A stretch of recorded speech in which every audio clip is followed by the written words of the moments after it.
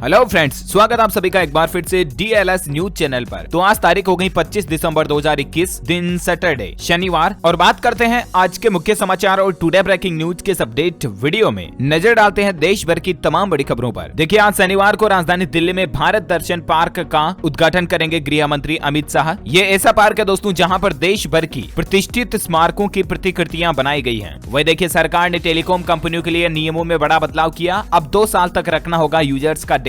जी हाँ, जितनी भी टेलीकॉम कंपनियां हैं, एयरटेल, आइडिया, वोडाफोन, रिलायंस, जियो वगैरह वगैरह, सभी कंपनियों को सरकार ने सख्त आदेश दे दिया कि सभी ग्राहकों के कॉल रिकॉर्ड्स और डिटेल्स को अब 2 सालों तक सेव रखना होगा। पहले ये नियम 1 साल तक के लिए ही था, लेकिन सुरक्षा मामलों को देखते हुए सरकार ने इसको अब 2 साल कर दिया है। वही देखिए, अब 31 दिसंबर से 14 जनवरी तक स्कूलों में होगी सर्दियों की छुट्टियां। उत्तर प्रदेश माध्यमिक शिक्षा परिषद की तरफ से जारी किया गया कैलेंडर। वही देखिए, सरकार देश भर में 100% साक्षरता के लिए एक नया अभियान शुरू कर रही है, जिसका नाम होगा नव भारत साक्षरता अभियान। और ये अभियान नए साल 2022 में अप्रैल महीने से शुरू किया जाएगा। और सरकार का मकसद होगा इस अभियान के जरिए ऑनलाइन और ऑफलाइन माध्यम से देश में 15 साल से ज्यादा उम्र के हर एक व्यक्ति को तकरीबन 5 करोड़ से भी ज्यादा निरक्षर लोगों को साक्षर के दायरे में लाना। वहीं देखिए, बड़ी ही दुख की बात है, जैसलमेर में सेना का MiG-21 विमान हुआ क्रैश। पाकिस्तान बॉर्डर के पास ये विमान क्रैश हुआ और इसमें फाइटर जेट के पायलट शहीद हो गए। ईश्वर इनकी आत्मा को शांति दे। अच्छा, भारत के लिए एक बड़ी सफलता निकल कर आ रही। देखिए, जल्द ही गाँव में भी मिलेगा फास्ट स्पीड वाला इंटरनेट। देश के पहले एक गांव में 5G का ट्रायल भी शुरू हो चुका है। जी हां, भारत में ग्रामीण ब्रॉडबैंड के लिए 5G ट्रायल शुरू हो गया और ये टेस्ट गुजरात के अजोल गांव में किया जा रहा है। साथ ही देखिए, बड़ी खबर, टीम इंडिया के दिग्गज स्पिनर हरभजन सिंह ने इंटरनेशनल क्रिकेट से संन्यास लेने का किया ऐलान। इनके 23 साल के क्रिकेट करियर के बाद टर्मिनेटर ने संन्यास का ऐलान कर दिया। वह देखिए, छत्तीसगढ़ राज्य में त्रिस्तरीय पंचायत चुनाव तारीखों का हुआ ऐलान। 20 जनवरी को होगी वोटिंग और 21 जनवरी 2022 को होगी काउंटिंग। वह देखिए, चुनाव आयोग की तरफ से इस बार एक बड़ा फैसला लिया गया है। पोलिंग बूथ तक न जा पाने वाले 80 साल से ज्यादा उम्र के बुजुर्ग भी अब वोट डाल सकेंगे, क्योंकि घर पर पहुंचेगी इलेक्शन की टीम और घर पर ही वो वोट डाल पाएंगे। बुजुर्गों के लिए इस बार उत्तराखंड असेंबली इलेक्शन से इस तरह की व्यवस्था शुरू की जा रही है। वह देखिए, हरियाणा में आंदोलन के दौरान किसानों पर जितने भी मुकदमे दर्ज हुए उनको वापस लेगी सरकार। सभी जिला उपायुक्तों को जारी किए निर्देश। वहीं बड़ी खबर देखिए, दुनिया में कोरोना की चौथी लहर शुरू हो चुकी है और भारत में ओमिक्रॉन के अब तक कुल 404 मामलों से भी ज्यादा सामने आ चुके हैं। केंद्र सरकार की तरफ से सभी राज्यों को सख्त चेतावनी भी जारी की गई है। भारत के 17 राज्यों तक ओमिक्रॉन पहुंच चुका है। अभी हालात ये हो रहे हैं कि हर 3 दिन में ओमिक्रॉन के मामले दुगुने हो रहे हैं। महाराष्ट्र राज्य 100 ओमिक्रॉन मरीजों वाला देश का पहला राज्य बन चुका है और अभी तक भारत में ओमिक्रॉन के मामलों की कुल संख्या 404 हो चुकी है। इसी बीच बड़ी खबर देखिए, बूस्टर पर भी एक स्टडी शुरू हो चुकी है। देश में पहले 3000 लोगों पर बूस्टर डोज का एक ट्रायल शुरू किया जाएगा। जिन लोगों ने 6 महीने पहले ही कोरोना की वैक्सीन ले ली है, ऐसे 3000 लोगों को सरकार सेलेक्ट करेगी ट्रायल के लिए और उनके नतीजों से फिर ये फैसला लिया जाएगा कि देश में बूस्टर डोज लगवानी है या नहीं लगवानी। क्योंकि ब्रिटेन में की गई एक स्टडी बताती है कि बूस्टर डोज हॉस्पिटलाइजेशन को रोकने में 93% और गंभीर लक्षणों को रोकने में 92% कारगर है। वहीं देखिए, हर घर दस्तक ऊंट पर बैठकर वैक्सीन लगाने पहुंची हेल्थ वर्कर। और देखिए, इन स्वास्थ्य कर्मियों की अपनी कर्तव्य निष्ठता,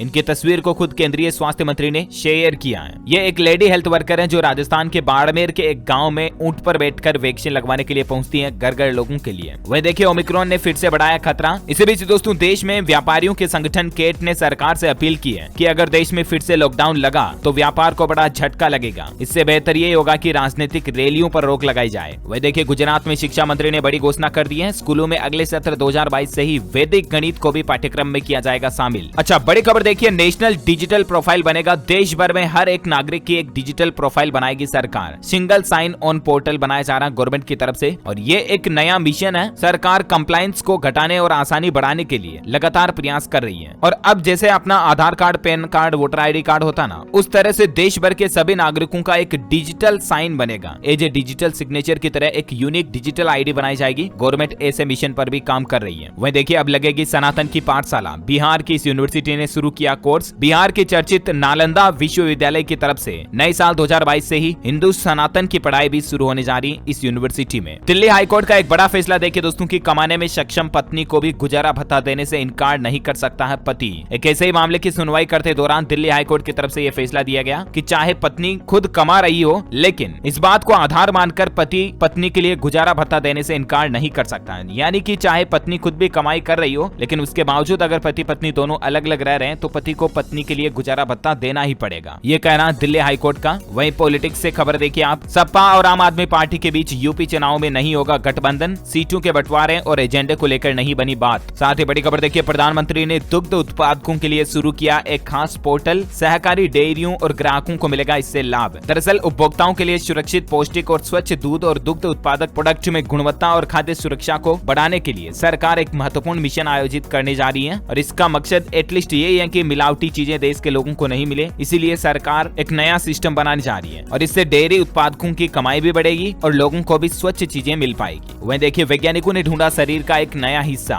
एक्सपर्ट बोले कि ये सदी की सबसे बड़ी खोज है। जी हाँ, भले ही साइंस कितनी भी डेवलप क्यों ना हो चुकी हो, लेकिन अभी भी इंसानी शरीर को पूरी तरह से नहीं समझ पाई है और अब इंसानी शरीर में एक नया हिस्सा वैज्ञानिकों को देखने को मिला और वो हिस्सा इंसानों के निचले जबड़े के मांसपेशियों में मिली एक तीसरी परत, थर्ड लेयर, वैज्ञानिकों ने खोजी। एक्सपर्ट बोले कि ये सदी की सबसे बड़ी खोज में से एक है, क्योंकि भले ही हमने ब्रह्मांड, अंतरिक्ष को खोज लिया, समुद्र की गहराइयों को भी खोज लिया, लेकिन मानव शरीर को भी पूरी तरह से विज्ञान अभी तक नहीं समझ पाई है। वह देखिए, बिहार में मुख्यमंत्री नीतीश ने बड़ा ऐलान किया कि शराबबंदी पर कोई समझौता नहीं, अगर मुझे शादी में बुलाना है तो कार्ड पर ये लिखवाओ। बिहार के मुख्यमंत्री नीतीश कुमार की तरफ से कहा गया कि चाहे कितना ही वीवीआईपी क्यों ना हो, अगर शादी के कार्ड पर ये लाइन नहीं लिखवाओगे तो मैं शादी में नहीं आऊंगा। और वो लाइन बहुत ही अच्छी उन्होंने कही है। लाइन ये है कि हम इस शादी में दहेज नहीं ले रहे हैं, यानी कि बिहार में शराबबंदी के बाद अब सरकार दहेज प्रथा पर भी पूरी तरह से रोक लगाने के लिए नई पहल शुरू कर रही है। अच्छा, बड़ी खबर देखिए, पोक्सो अदालत की तरफ से एक बड़ा फैसला सुनाया गया कि विपरीत लिंग के दोस्त होने का मतलब ये नहीं कि वह यौन इच्छा को संतुष्ट करने के लिए उपलब्ध है। हाल ही में पोक्सो एक्ट के तहत एक मामले की सुनवाई करते दौरान, जिसमें 20 साल का आरोपी है और 13 साल की उसकी दोस्त है और दोस्त विपरीत लिंग के हैं, बोले तो आरोपी लड़का है और दोस्त लड़की है और लड़के ने लड़की के साथ मिसबिहेव किया और पोक्सो कोर्ट ने ये कहा कि अगर विपरीत लिंग की दोस्त है तो इसका मतलब ये नहीं कि उसका किसी भी तरीके से इस्तेमाल किया जाए। अच्छा, खबरों का सिलसिला जारी रहेगा, बहुत सारी इंपोर्टेंट न्यूज अपडेट और सरकार की तरफ से कुछ नई योजनाएं, बड़े ऐलान अभी आपको बताना बाकी है, लेकिन फिलहाल वक्त हो चुका दोस्तों आज के ताजा मौसम समाचार जानने का। देखिए, अभी ठंड से राहत मिलने वाली नहीं है, अगले 3 दिन में शीतलहर की हवाएं और चलेगी। मौसम वैज्ञानिकों की तरफ से यह आशंका जताई है। देश में 27, 28, 29 और 30 दिसंबर तक झारखंड राज्य में अभी भी तेज शीतलहर की चेतावनी है। वहीं देखिए, जम्मू कश्मीर में 26 और 27 दिसंबर को भारी बारिश और बर्फबारी का भी अलर्ट जारी किया है। उत्तर भारत के कई राज्यों में शीतलहर से थोड़ी राहत मिलेगी, पहाड़ों पर बर्फबारी जारी रहेगी। झारखंड, बिहार में बारिश की भी चेतावनी है अगले 24 घंटों के दौरान। वहीं देखिए, राजधानी दिल्ली और राजस्थान में शीतलहर के कम होने से लोगों को थोड़ी ठंड से राहत मिलेगी। वहीं मौसम विभाग का यह भी कहना है कि पश्चिमी विक्षोभ के कारण मौसम बदल सकता है और इन राज्यों में बारिश और बर्फबारी की चेतावनी जारी की गई है। 26 दिसंबर को एक पश्चिमी विक्षोभ के उत्तर भारत की तरफ बढ़ने की आशंका है और इसके कारण हिमाचल, उत्तराखंड, झारखंड, उत्तर प्रदेश, मध्य प्रदेश में कहीं कहीं बादल छाने के साथ बौछारें पड़ने का सिलसिला भी शुरू हो सकता है। वहीं संपूर्ण भारत का आज 25 दिसंबर 2021 का मौसम पूर्वानुमान आखिर क्या कहता है, तो आपको बता दूं, अगले 24 घंटों के दौरान गिलगित बाल्टिस्तान, मुजफ्फराबाद, लद्दाख और जम्मू कश्मीर में हल्की बारिश और हिमपात की संभावना है। वहीं हिमाचल प्रदेश, उत्तराखंड, सिक्किम, असम, मेघालय, अरुणाचल प्रदेश, नागालैंड, मणिपुर और अंडमान निकोबार द्वीप समूह में छिटपुट हल्की बारिश हो सकती है। उत्तर मध्य और पूर्वी भारत के कुछ हिस्सों में न्यूनतम तापमान और भी ज्यादा बढ़ सकता है। ओके, तो ये रहा आज का वेदर न्यूज अलर्ट। वहीं सराफा बाजार में सोने चांदी के रेट की बात करें तो देखिए, आप सोना खरीदना महंगा हो गया। सोने में 57 रुपए की बढ़ोतरी के साथ अभी सोने का रेट 47,263 रुपए प्रति 10 ग्राम चल रहा है। और वहीं चांदी की बात करें तो चांदी 183 रुपए की तेजी के साथ 61,054 रुपए प्रति किलोग्राम तक पहुंच गई है। ओके, ये रहा gold and silver price today news. और अब अपन फटाफट से कुछ कोरोना बुलेटिन देख लेते हैं, है ना। देखिए, देश में पिछले 24 घंटों के दौरान कोरोना के 6,650 नए मामले सामने आए, जबकि 24 घंटों में 374 लोगों की मौत हुई। और वहीं सरकार का यह कहना है कि ओमिक्रॉन से बचाव के लिए सरकार तैयार है। अभी देश के 7 राज्यों में हर संक्रमित मरीज की जीनोम सीक्वेंसिंग के आदेश जारी कर दिए हैं, जैसा कि दिल्ली सरकार ने जारी किया था ना, ठीक वैसे ही अब 7 राज्यों में इस तरह का नियम लागू होगा। जहां अभी ओमिक्रॉन के मामले सबसे ज्यादा आ रहे हैं, वहां देखिए, ओमिक्रॉन संक्रमण के बीच दिल्ली में कोरोना विस्फोट देखा गया। एक ही दिन में 180 मामले सामने देखने को मिले और देश में अभी ओमिक्रॉन की संख्या 400 से ऊपर पहुंच चुकी है, जैसा कि मैंने आपको बताया। वहीं दुनिया भर का आंकड़ा देखिए आप, ओमिक्रॉन से दुनिया भर में 26 मौतें हो चुकी हैं नए वेरिएंट से, और दुनिया भर में ओमिक्रॉन के अब तक 1.5 लाख केस भी आ चुके हैं। स्वास्थ्य मंत्रालय की तरफ से ये डेटा आ रहा। अच्छा, वहीं इन्हीं हालातों के बीच देखिए, ओमिक्रॉन के मसले के कारण हरियाणा में भी नाइट कर्फ्यू लग चुका है। 200 से ज्यादा लोग एकत्रित नहीं हो पाएंगे। हरियाणा में 25 दिसंबर से ही नाइट कर्फ्यू, यानी कि आज से नाइट कर्फ्यू का नियम शुरू होने जा रहा है। मुख्यमंत्री ने आदेश जारी कर दिया कि रात 11 बजे से लेकर सुबह 5 बजे तक कोई भी लोग बाहर नहीं निकलेगा।